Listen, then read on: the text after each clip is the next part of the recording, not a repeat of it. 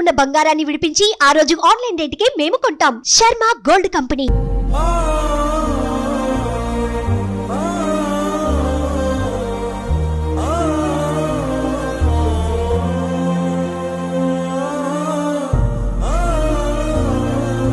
నేను వెంకటేశ్వరని మీరు చూస్తున్నారు Indians largest digital TV network Suman TV. వరకట్న మహమ్మారి ఏదో ఒక రూపంలో తన కోరలైతే చారుస్తూనే వధువు కాళ్ళ పారాని ఆరకముందే వధువుల ప్రాణాలైతే హరిస్తూనే ఉంటుంది. రాజమండ్రిలో కేవలం రెండే నెలల్లో పెళ్ళైన రెండు నెలలకి వధువు ప్రాణాలైతే తీసింది. తను పెళ్లి చేసుకున్న వరుడు హింసల్ని భరించలేక ఆ వధువు అయితే రెండు నెలల్లో ప్రాణాలు వదిలిన విషాద సంఘటన అయితే ఇక్కడ రాజమండ్రిలో చోటు చేసుకుంది.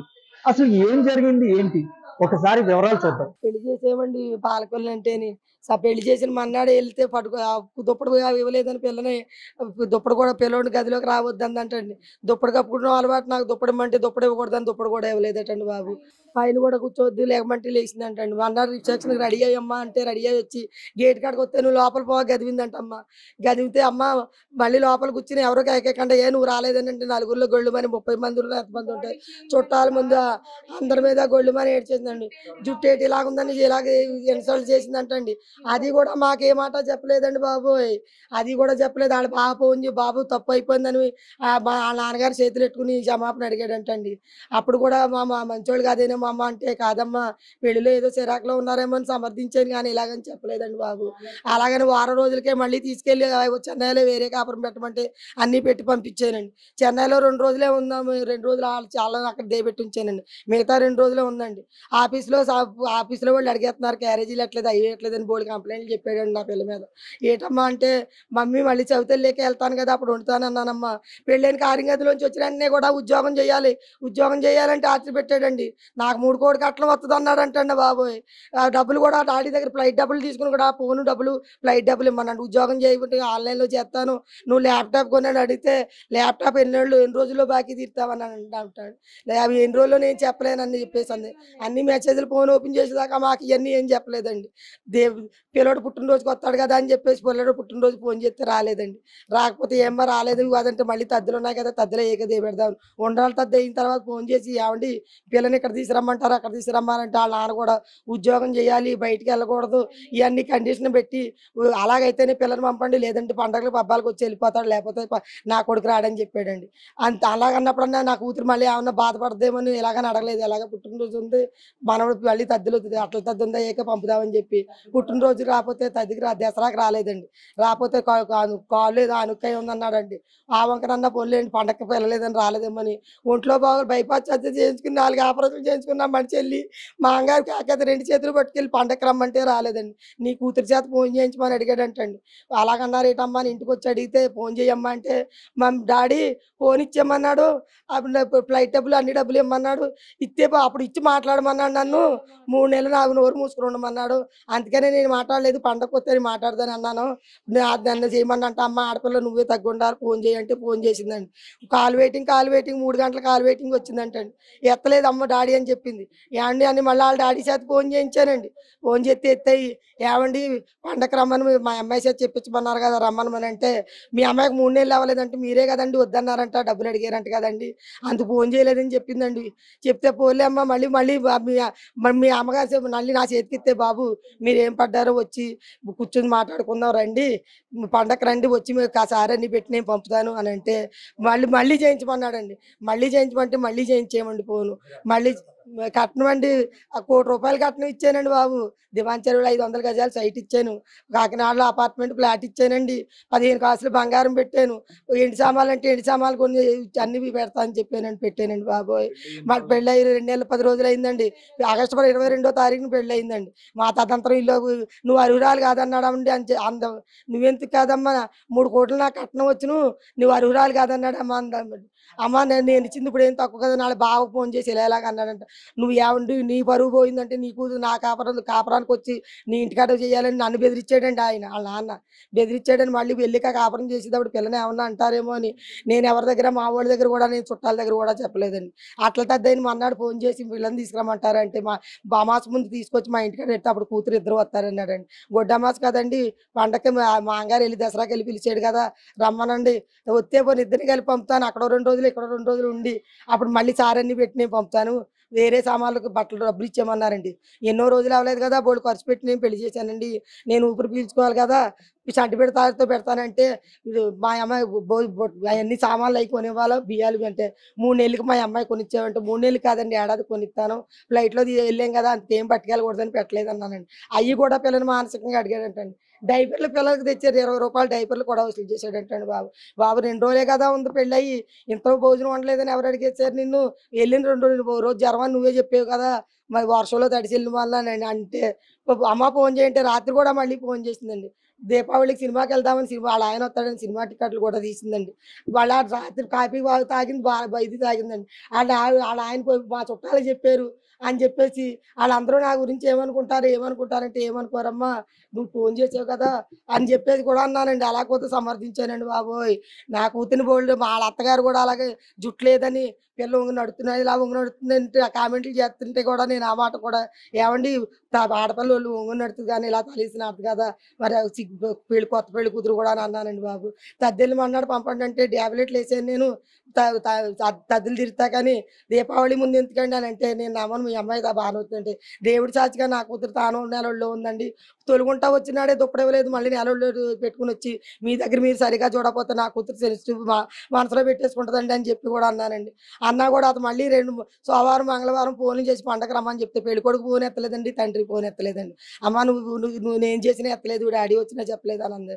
వస్తారమ్మా నువ్వు చేసావు కదా అని అంటే చేసినా ఎత్తలేదని చెప్పేసి మా డిప్రెషన్లోకి వెళ్ళిపోయి ఆ పిల్ల మానసికంగా డబ్బులుగా కట్నం అంటే ఫోన్లో కూడా డబ్బు బంగారాలు అన్నీ పెడితేనే 2024లో ఇది చేస్తారని పెట్టిందంటండి బాబు. అవి ఇప్పుడు దాకా తెలదండి. ఆ అబ్బాయి చెప్పేదాకా మాకు ఏ మాట చెప్పకుండా చేసేసిందండి బాబు. నేనేం నా కూతురికి న్యాయం చెయ్యాలండి. నాకులాగా ఏ తల్లి శోభం పెట్టుకోదండి.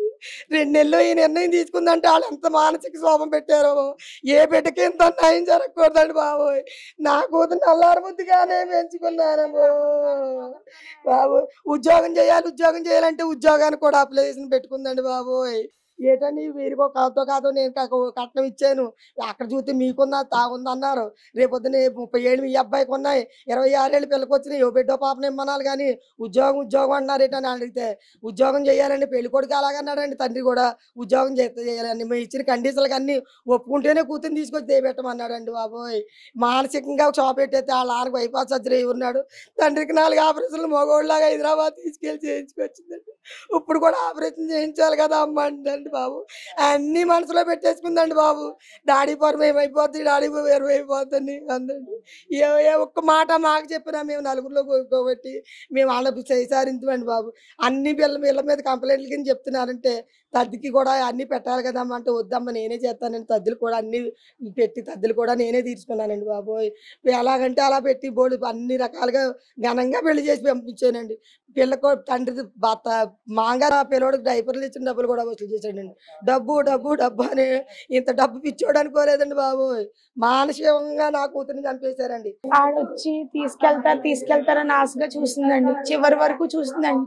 నేను ఇక్కడ ఉన్నాను వరంగల్లో ఉంటానండి మా ఆయన ఉద్యోగం కోసం.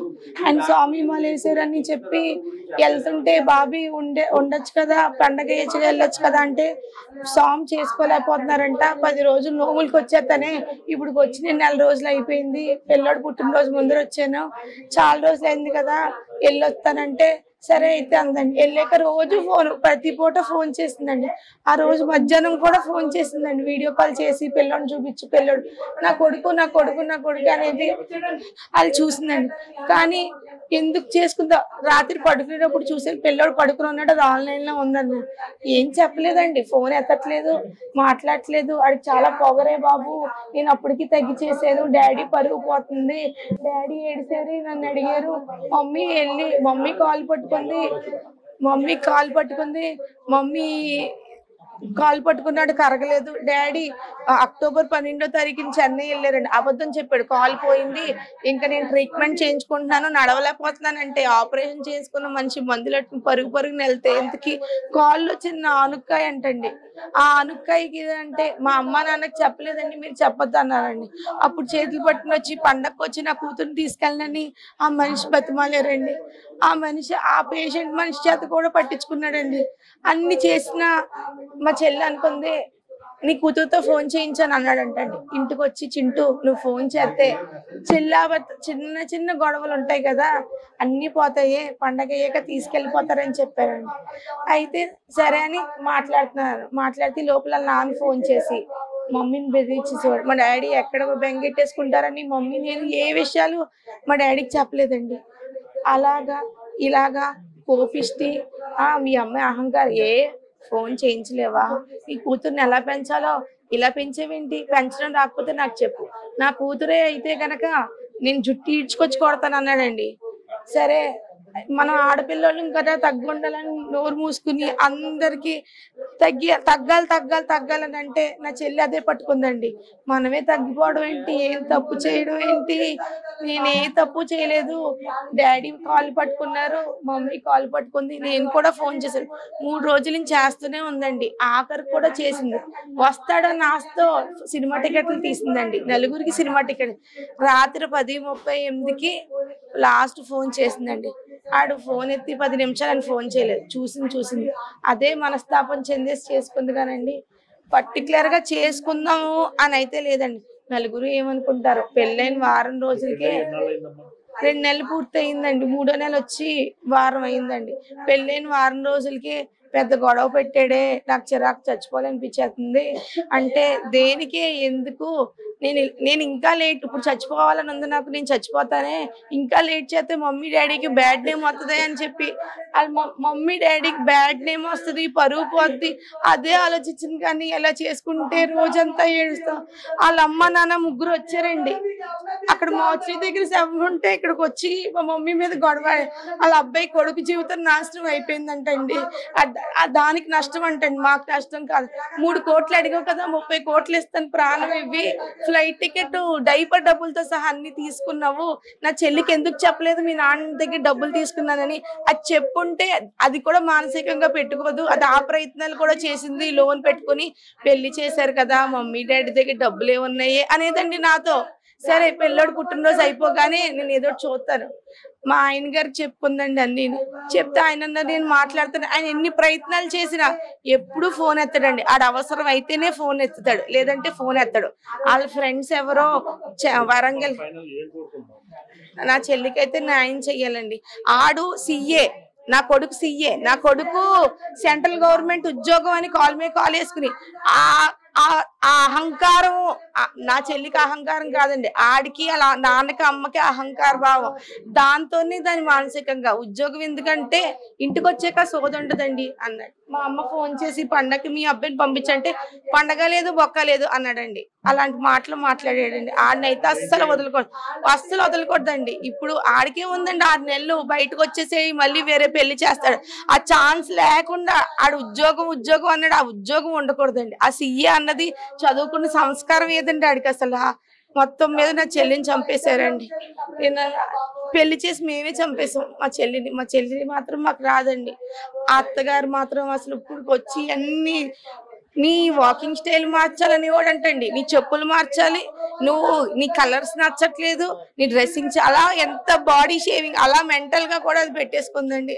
అవన్నీ పెట్టుకుని ఫోన్ ఎత్తి నాకు రావడం కుదరట్లేదు, ఫోన్ తర్వాత మాట్లాడతానని 3 రోజుల్లో 10 నిమిషాలు కుదరదండి ఆడికి మాట్లాడడానికి. అదొక్కటి మాట్లాడంటే నా చెల్లి ఇలా చేసుకునేది కాదండి.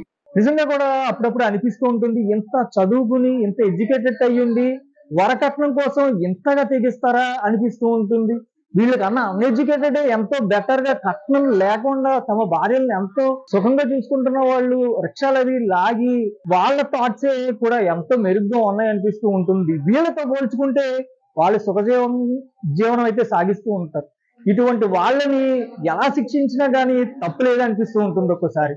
అసలు నిజంగా కూడా ఆ అమ్మాయిని ఇంత అలాగా హింసించడానికి, హింసకి ప్రేరేపించడానికి ఇది ఒకటే కారణం అయి ఉండొచ్చా, లేకపోతే ఇంకొకటి ఏదైనా కారణమై ఉండొచ్చు అనుకోవాలా? చూస్తూనే ఉండండి, ఈ అమ్మాయి వెనుకాల ఇంకా ఎటువంటి నిజాలు ఉన్నాయి, అసలు వంశీ రాధాకృష్ణ ఇంత అలాగా ఎందుకు ఆ అమ్మాయిని హింసించాడు, ప్రతిదీ కూడా మీకు అప్డేట్ ఇస్తూనే ఉంటాం. కెమెరా పర్సన్ గణేష్ తో వెంకట శ్రీనివాస్ గారిని, సుమన్ టీవీ, రాజమహేంద్రవరం నుంచి.